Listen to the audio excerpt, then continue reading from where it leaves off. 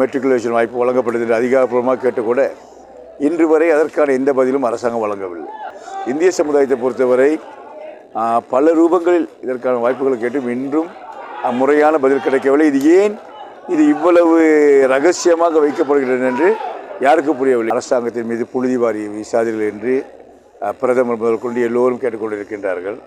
நாமும் அவருடைய ஆலோசனை கருத்தில் கொண்டு இப்பொழுது இருக்கின்ற நடப்பு அரசாங்கத்தில் ஒரு அங்கமாக அதிகாரப்பூர்வமாக இந்திய சமுதாயத்தை சேர்ந்த மாணவர்களுக்கு எவ்வளவு மெட்ரிகுலேஷன் வாய்ப்பு வழங்கப்படுது என்று அதிகாரப்பூர்வமாக கேட்டுக்கூட இன்று வரை அதற்கான எந்த பதிலும் அரசாங்கம் வழங்கவில்லை.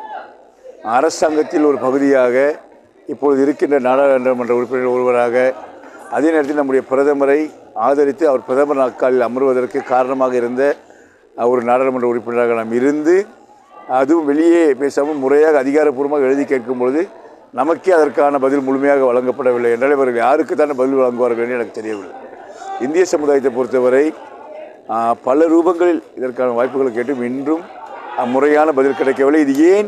இது இவ்வளவு ரகசியமாக வைக்கப்படுகிறது என்று யாருக்கும் புரியவில்லை. இந்திய சமுதாயத்தை பொறுத்தவரை எவ்வளவு கொடுத்தோம் என்பது சொல்வதற்கு கூட இவர்களுக்கு மனமில்லையா என்ற மிகப்பெரிய ஏக்கம் தொடர்ந்து மேலோங்கி வருகின்றது.